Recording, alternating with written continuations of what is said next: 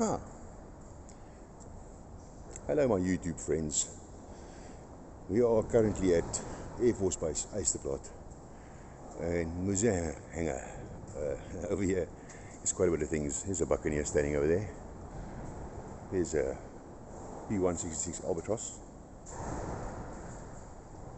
Here's a nice F1 Mirage.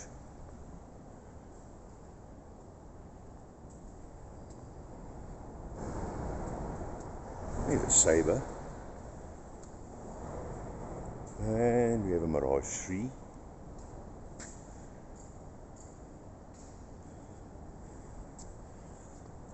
An Avro Shackleton.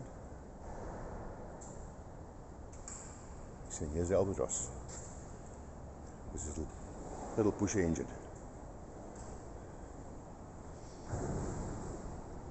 Yeah. And there in the back in the bottom is the Alouette 3. Which we'll get to all of these aircraft eventually. There's even a Harvard P6 for the Americans. I'll just sail around this whole thing. Quick. Show you what's in this hangar. So here's the Alouette 3.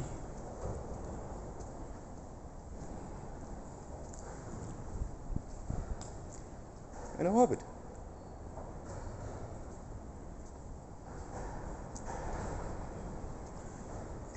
End of a Super Freelon sticking out. And it's even a Wasp. What came in today for this aircraft? This is Dakota 6832 originally. Don't know what the N number is. This aircraft's quite dear to my heart, as I did my apprenticeship on this aircraft.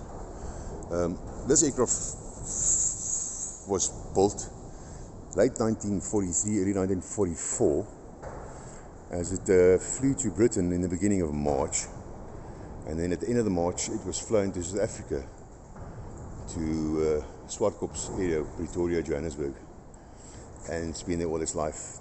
This aircraft obviously partook in Angola War as well, so it used to have its camo colours, but it doesn't have camo anymore. The Friends of the Museum decided to try and put it back to its original state, what it was in 1950, because this aircraft went and fetched the coelacanth, which is a supposedly extinct fish, in 1950 odd. Typical construction of this aircraft is that all the control surfaces are dope and fabric. As you can see, the elevator,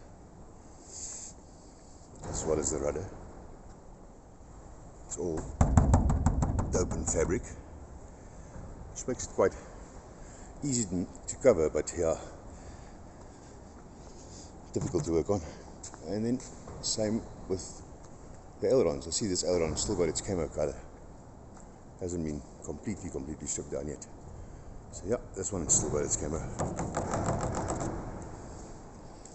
So yeah, all aluminium, split flap design. As you can see the flap splits from the top of the wing, bottom of the flap.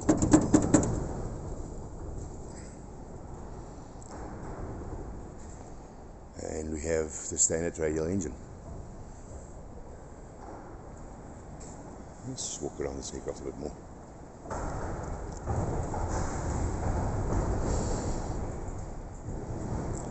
Other conversions newer is that they've taken the drum brakes away, the disc brakes, and then here's a standard wheel.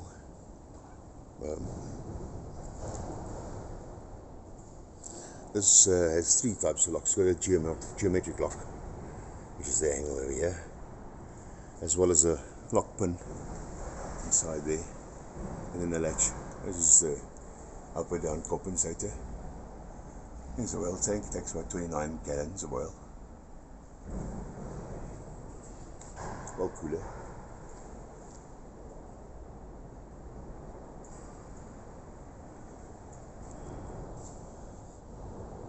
Cowl flaps. It should have the piston on the other side. Oh. Oh, radial engine. Oh, this aircraft very, very high. Very tall on the shocks.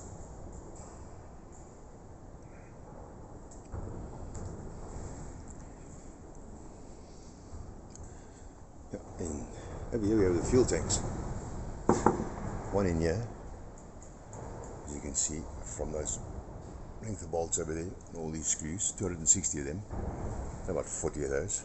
There's one tank, and the second tank, just the one just behind it, 8 rows of bolts, and then same on the other side, rows of bolts, fuel tank panel, and aft fuel tank panel, with its vents, over there.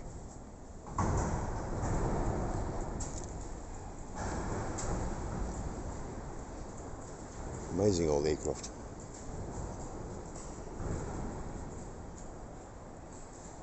Heating system. Obviously they use the heated exhaust to do the heating, go through to the cabin. Interesting stuff. Old, but it worked.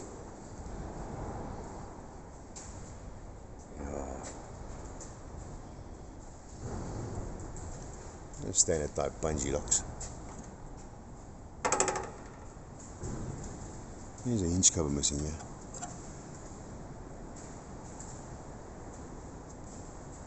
Oh, there's a couple of covers missing.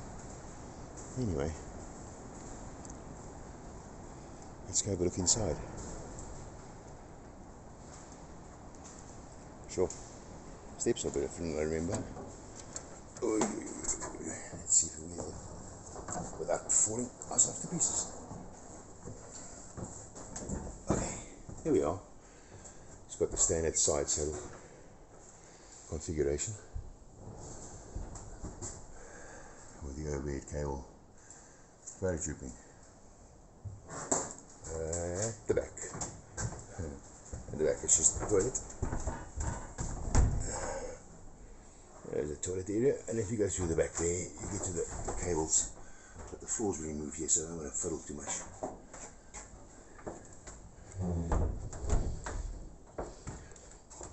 These doors used to come off, and you could put a Willis sheep inside here. Because that door hinges open and swings and can completely come off its hinge. Same with this door. Put a couple of pins and get it completely off its hinge. Oh, standard side saddles. Climbing up about 11 degrees. Sure. I haven't been in one of these for a long time.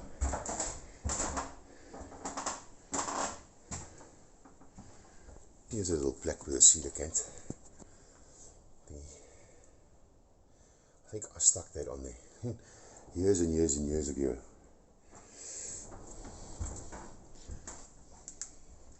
Really dark in here. Should actually have had the light. Anyway, hydraulic panel. And the cockpit area. Still quite original, I think. The throttles. And hardly any instruments. Look at that panel. There's hardly anything there. Autopilot. Massive overhead panel. It's amazing to see that I actually worked on these things years and years and years ago. They look so simple now.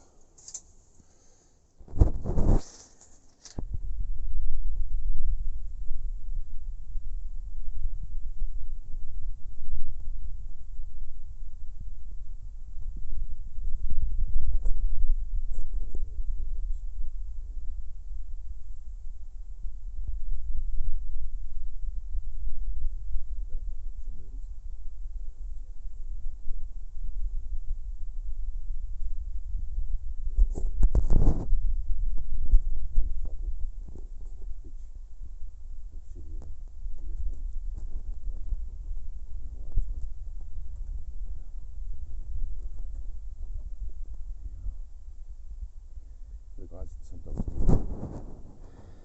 As, especially when they fly the turbine aircraft. The turbine aircraft doesn't have the fuel selector cocks like this too. And the guys forget, so they don't select the fuel selector on.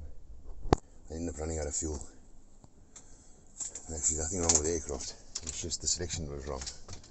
Yeah, very, very dark in here. Radio rack, radio panel.